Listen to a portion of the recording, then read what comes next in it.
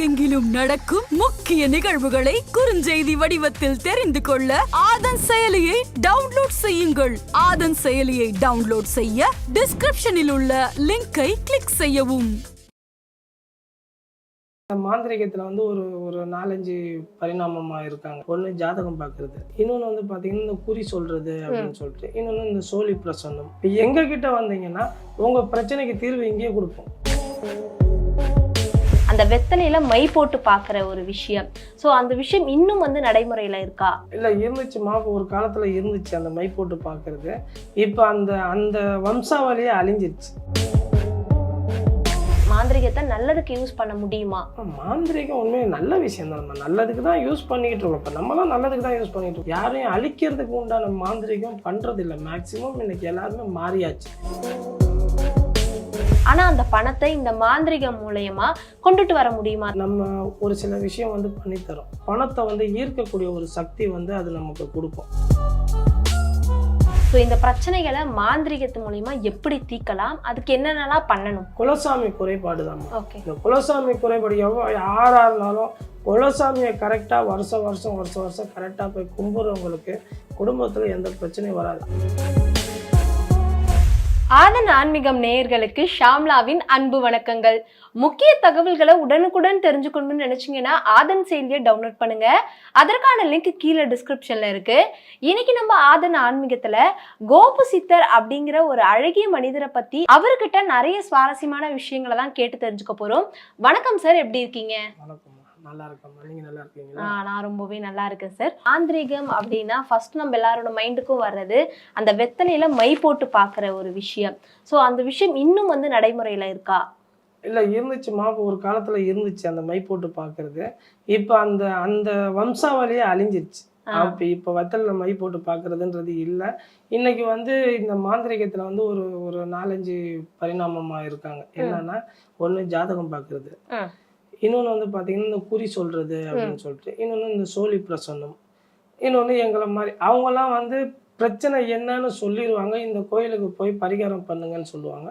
இப்போ எங்ககிட்ட வந்தீங்கன்னா உங்கள் பிரச்சனைக்கு தீர்வு இங்கேயே கொடுப்போம். இங்கேயே கண்ணு முன்னாடி காட்டுவோம். உங்கள் பிரச்சனைக்கு தீர்வு இதான் பிரச்சனையா, நீ வீட்டுக்கு போகிறதுக்குள்ள உங்கள் பிரச்சனை முடிஞ்சிடும் போன்னு சொல்லிட்டு கொடுத்து அனுப்புவோம். அதே மாதிரி அதில் நல்லானவங்க இன்றைக்கும் இருக்காங்க, நல்லபடியாக போயிடும். இது இங்கேயே தீர்வு. அந்த கோயிலுக்கு போங்க இந்த கோயிலுக்கு போங்கன்றதெல்லாம் இல்லை. ஆனால் எல்லாத்துக்குமே உங்கள் குலசாமி சப்போர்ட்டு கம்பல்சரி இருக்கும். ஓகே, மாந்திரிகம் அப்படிங்கிற ஒரு விஷயத்த வந்து கெட்டதுக்காக மட்டும்தான் வந்து பயன்படுத்துறாங்க அப்படிங்கிற ஒரு பிம்பம் இருக்கு. உண்மையாவே அப்படி மட்டும்தான் பயன்படுத்துறாங்களா? அதை வந்து நல்லதுக்கு, மாந்திரிகத்தை நல்லதுக்கு யூஸ் பண்ண முடியுமா? மாந்திரிகம் உண்மையை நல்ல விஷயம் தான். நம்ம நல்லதுக்கு தான் யூஸ் பண்ணிக்கிட்டு இருக்கோம். இப்போ நம்மளாம் நல்லதுக்கு தான் யூஸ் பண்ணிட்டு இருக்கோம். இப்போ இதுக்கு வந்து அது ஒரு டீம் இருக்கு. அது ஒரு டீம் இருக்கு. இப்போ இங்கே பார்த்தீங்கன்னா இங்கே இருக்கிறவங்க வந்து சாதாரணமாக ஒரு மாந்திரிகம் பண்ணணும்னா ஒரு ரத்த காவை கொடுப்போம், ஏதோ ஒரு உயிர் பலி கொடுப்போம். இந்த மாதிரி ஏதோ ஒன்று அவங்களுக்கு தேவையான பிரச்சனைக்கு எந்த எக்ஸ்ட்ரீம் லெவலுக்கு போக முடியுமோ அந்த அளவுக்கு போய் அவங்களுக்காக நம்ம பண்ணுவோம். இப்போ இது பார்த்தீங்கன்னா, இப்போ காசிக்கு போனீங்கன்னா பணத்தை சாப்பிட்டுட்டு தான் அவங்க வந்து அந்த இதே சொல்லுவாங்க. ஸோ அது ஒரு விதமான ஒரு பயிற்சி. அந்தந்த இதுக்கு இப்போ இங்கே நல்லது பண்ணுறோம், இங்கே இருக்கிறவங்க நல்லது மட்டும் தான் பண்ணுறோம். யாரையும் அழிக்கிறதுக்கு உண்டான மாந்திரிகம் பண்ணுறது இல்லை. மேக்சிமம் இன்னைக்கு எல்லாருமே மாறியாச்சு. ஏன்னா பிரச்சனைன்னு தான் வராங்க. அடுத்தவங்களுக்கு பிரச்சனை கொடுங்கன்னு நம்மக்கிட்ட யாருமே வரதில்லை. ஐயா எனக்கு இந்த பிரச்சனை, ஐயா என் வீட்டுக்காரர் வந்து குடிச்சிட்டு ஒரே சண்டை போறாரு. அப்படி வர பொம்பளை வந்து என் புருஷனை கொன்றுங்கன்னு வரமாட்டாங்கல்ல, என் புருஷனை திருத்துங்கன்னு தான் வருவாங்க. ஸோ அதுக்கு உண்டான இடம் தான் இது. நம்ம அதை தான் பண்ணித்தரோம். நல்லது மட்டும் தான் பண்றோம். அதே மாதிரி இந்த உலகத்துல இருக்கக்கூடிய எல்லாருக்குமே பணம் அப்படிங்கறதா வந்து ஒரு முக்கியமான தேவையா இருக்கு. அதை வந்து எப்படியாவது நம்ம வந்து ஈட்டிடணும் அப்படிங்கிறதுக்காக சின்னவங்கல இருந்து பெரியவங்க வரைக்கும் நிறைய ஹார்ட் ஒர்க்கும் பண்றாங்க, ஸ்மார்ட் ஒர்க்கும் பண்றாங்க. ஆனா அந்த பணத்தை இந்த மாந்திரிகம் மூலயமா கொண்டுட்டு வர முடியுமா? அதாவது என்கிட்டயே நான் வச்சுக்க முடியுமா அப்படிங்கிற ஒரு கேள்வி எல்லாருக்குமே இருக்கு.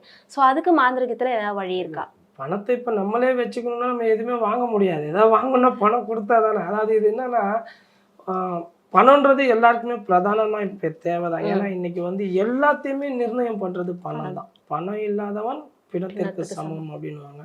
ஸோ இந்த பணத்தை வந்து எப்படின்னா ஒன்றும் இல்லை, நம்ம ஒரு சில விஷயம் வந்து பண்ணித்தரோம். இந்த விஷயத்த கொண்டு போய் உங்கள் கல்லாப்பட்டிலையோ இல்லை நீங்கள் தொழில் செய்கிற ஸ்தாபனத்துலையோ இல்லை உங்கள் வீட்லேயோ உங்கள் பீரோலையோ வச்சிங்கன்னா இது வந்து என்னென்னா பணத்தை வந்து ஈர்க்கக்கூடிய ஒரு சக்தி வந்து அது நமக்கு கொடுக்கும், அந்த எந்திரம் வந்து கொடுக்கும். ஸோ இந்த பணத்தை நீங்கள் வந்து ஈர்க்கிறதுக்கு உண்டான வேலையை நம்ம பண்ணி கொடுத்தோன்னா அதை நம்ம என்ன பூஜை பண்ணணும்னு நான் சொல்கிறேனோ அதை மட்டும் பண்ணிங்கன்னா போதும், உங்களை தேடி ஆட்டோமேட்டிக்காக அந்த பணம் வந்து உங்களை தேடி வர்றதுக்கு உண்டான வாய்ப்புகள் 95% இருக்குது. அதனால் இன்னொன்று வந்து பார்த்திங்கன்னா வீட்டை வந்து எப்போயுமே வந்து ஒரு பாசிட்டிவ் வைப்ரேஷனை கூட வச்சுக்கணும். இப்போ ஒரு சிலர் பாருங்களேன், வீட்டு வாசல் உள்ள போகும்போதே ஒரு துர்நாற்றம் இருக்கும். எப்பயுமே வந்து நல்ல நறுமணம் இருக்கக்கூடிய வீட்டில் வந்து மகாலட்சுமி குடியிருப்பா. அங்கே வந்து எல்லா செல்வ செழிப்பு, நிம்மதி, சந்தோஷம், இந்த மாதிரி பாசிட்டிவான விஷயம் மட்டுமே நடக்கும். இப்போ ஒரு சில வீட்டுக்குள்ள பூந்தீங்கனாலே இந்த செப்டிக் டேங்க் நிறைஞ்சிருக்கும், இந்த ஒரு துர்நாற்றம் அடிக்கும். இந்த மாதிரி இருந்தாலே அங்கே வந்து ஸ்ரீதேவியோட அக்கா மூதேவி இருப்பா. ஸோ அந்த மாதிரி இருக்கும்போது அங்கே என்ன நடக்கும்னா அங்கே நிம்மதி இருக்காது, சண்டை வரும், பிரச்சனை வரும். நல்லா பேசிக்கிட்டே இருப்பாங்க, திடீர்னு சண்டை போட்டு எந்திரிப்பாங்க. பிள்ளைங்களுக்கு படிப்பு கட்டாயிரும், புருஷனுக்கு வேலை இருக்காது, இவளுக்கு நிம்மதி இருக்காது. ஸோ இந்த மாதிரி பிரச்சனைங்க வந்து அந்த குடும்பத்தில் நடந்துக்கிட்டே இருக்கும். அடிக்கடி மரணங்கள் ஏற்படும், இந்த மாதிரி விஷயங்கள்லாம் நிறைய நடக்கும். ஸோ பெண்களோட வேலை என்னன்னா, ஆண்கள் வெளியே போய் சம்பாரிச்சுட்டு வந்து கொடுத்தா கூட பெண்கள் வீட்டை சுத்தமாக வச்சுக்கோங்க. அது மட்டும் பண்ணீங்கனாலே போதும், ஆட்டோமேட்டிக்காக பணம் வந்து உங்கள் குடும்பத்தை தேடி வரும். ஓகே. அதே மாதிரி எல்லாரோட வாழ்க்கையிலுமே பிரச்சனை அப்படிங்கிறது வந்து இப்போ ஒரு பெரிய அங்கமா வகிச்சுக்கிட்டு இருக்கு.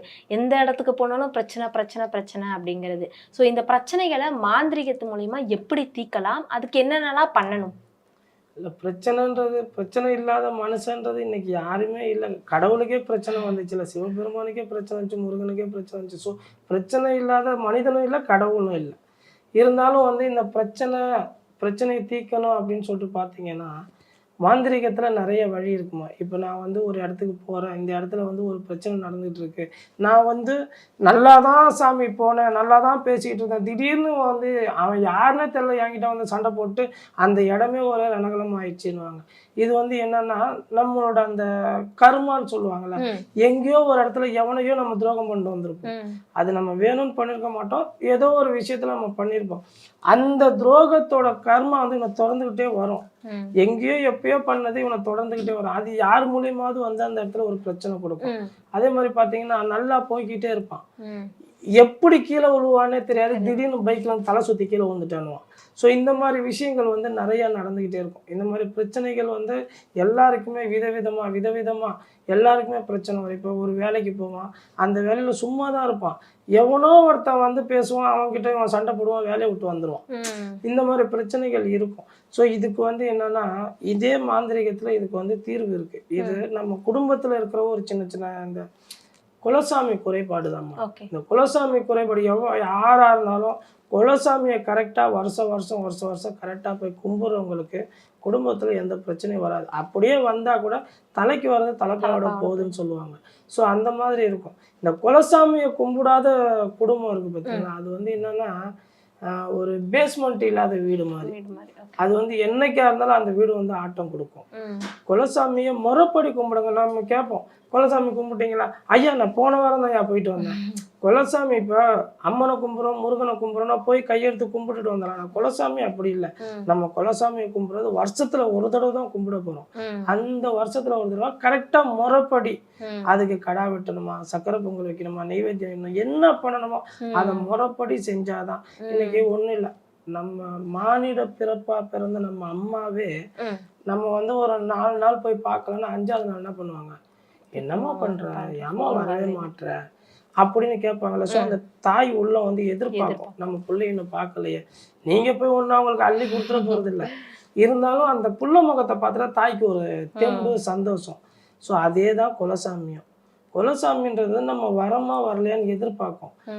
அம்மா வந்து ஃபோன் பண்ணி கூப்பிடும், குலசாமி வந்து பிரச்சனை பண்ணி வர வைக்கும், என்னை ஞாபகப்படுத்தும், நான் இருக்கேன், என்ன பார்க்காம அங்க என்ன பண்றேன்னு சொல்லிட்டு உனக்கு ஒரு பிரச்சனையை கொடுத்து அந்த பிரச்சனை இன்னொருத்த வாயில போய் வந்து பார்ப்பாங்க, இந்த மாதிரி பிரச்சனையா இருக்குன்னு. குலசாமியை போய் பாரு, குலசாமி உன்னை கூப்பிட்டுருக்கு அப்படின்னு நான் சொல்லும்போது தான் அவங்க குலசாமி ஞாபகம் வரும். ஸோ அந்த மாதிரி கூப்பிடும் குலசாமி. ஓகே. அதே மாதிரி சில பேர்ன்றதை விட நிறைய பேர் வந்து இந்த ஜாதகம் பார்ப்பாங்க. ஸோ ஜாதகத்துல இந்தந்த பிரச்சனைகள்லாம் இருக்கு அப்படின்னு உங்ககிட்ட வராங்க இல்லையா? ஸோ அவங்க எல்லாருக்குமே மாந்திரீக முறையில அந்த ஜாதகத்துல இருக்கக்கூடிய பிரச்சனைகளை தீர்க்க முடியுமா? தீர்த்து வச்சிருக்கீங்களா? நிறைய இங்க வந்தா ஒரு 90% பேருக்கு வந்து நல்லது நடந்துருமா. ஓகே. அது ஒரு சிலருக்கு வந்து அவங்க செஞ்ச இப்ப நம்ம ஒரு வேலையை சொல்லுவோம், நிறைய பேர் பார்த்திருப்பீங்கல்ல, பரீட்சைக்கு கூட படிப்பாங்க, ஆனா ஒரு பக்கம் டிவி சீரியல் ஓடிட்டு இருக்கும், ஒரு பக்கம் படிச்சுக்கிட்டு இருப்பாங்க.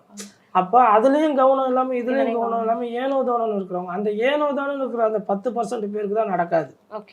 மற்றபடி நான் கொடுக்குற வேலையை கரெக்டாக அவங்க செஞ்சு அந்த பூஜையை கரெக்டாக பண்ணியிருந்தாங்கன்னா சத்தியமாக 90% எல்லாருக்குமே நல்லது நடந்துடும். இப்போ இன்னொன்று வந்து பார்த்தீங்கன்னா, இந்த ஜாதகத்தில் வந்து பிரச்சனைன்னு வராங்கல்லம்மா, இந்த பிரச்சனைக்கு வந்து கண்டிப்பாக லோக்கலில் இருக்கிற ஒரு இந்த இது ஜாதகம் பார்க்குறவங்கள பார்த்துட்டு, ஐயரை பார்த்துட்டு அவங்க வந்து சொல்லியிருப்பாங்க, இந்த கோயிலுக்கு போய் பரிகாரம் பண்ணுங்க உங்களுக்கு நல்லது நடக்கும், கண்டிப்பாக பார்த்துட்டு தான் என்கிட்ட வருவாங்க. ஸோ இந்த பரிகாரம் பண்ணா ஒரு சில கோயிலுக்கு போயிட்டாங்கன்னா நல்லது நடந்துடும். ஸோ அது கொஞ்சம் ஸ்லோவாகும். இப்போ இவர் வந்து 11 வாரம் போக சொல்லுவாரு. இந்த 11 வாரம் இவங்களுக்கு போறதுக்கு பாக்கெட்ல காசு இருக்காது. இவங்க எப்படி 11 வாரம் அந்த கோயிலுக்கு போயிட்டு வருவாங்க? ஸோ அவங்க இங்க வந்தாங்கன்னா அவங்களுக்கு வந்து உடனே இங்க வந்து இன்ஸ்டன்ட் தான், உடனே தீர்வு கொடுப்போம். நீங்க இதை பண்ணுங்க, இதை பண்ணுங்க, இதை பண்ணுங்க, இதை பண்ணா இன்னும் ஒரு 10 நாள்ல உங்களுக்கு பிரச்சனை முடிஞ்சிடும் அப்படின்னு நம்ம கொடுத்து விடணும்னா 10 நாள்ல எனக்கு ஃபோன் பண்ணுவாங்க, ஐயா உண்மையிலே நல்லா இருக்கேன் ஐயா, என் பையன் காலேஜுக்கு போயிட்டாயா, என் பொண்ணு ஸ்கூல்ல சேர்ந்துச்சு, என் புருஷனுக்கு வேலை கிடைச்சிருச்சா, குடியே விட்டாயா, மெயினா குடிச்சிட்டு ரொம்ப தொல்லை கொடுப்பான், நைட்டெல்லாம் தூங்க விட மாட்டான். அவங்க வந்து சொல்லுவாங்க, இப்போ என் வீட்டுக்காரர் வந்து குடியே விட்டார் ஐயா, நான் வந்து இந்த நீங்கள் சொன்னதை செஞ்சேன், எனக்கு நல்லது நடந்துருச்சு. ஸோ அந்த மாதிரி இருக்கிறவங்களுக்கு இது பரிகாரம்ன்றது வந்து அது வேற டிபார்ட்மெண்ட்டு. அதை பண்ணிட்டும் நல்லது நடக்கலன்னு வரவங்களுக்கு நம்ம பண்ணித்தரோம். Okay sir. மாந்திரிகத்தை வந்து இவ்வளோ நல்லாவுமே வந்து கையாளலாம் அப்படிங்கிறத ரொம்பவே விரிவாக சொன்னீங்க. ரொம்பவே தேங்க்ஸ்.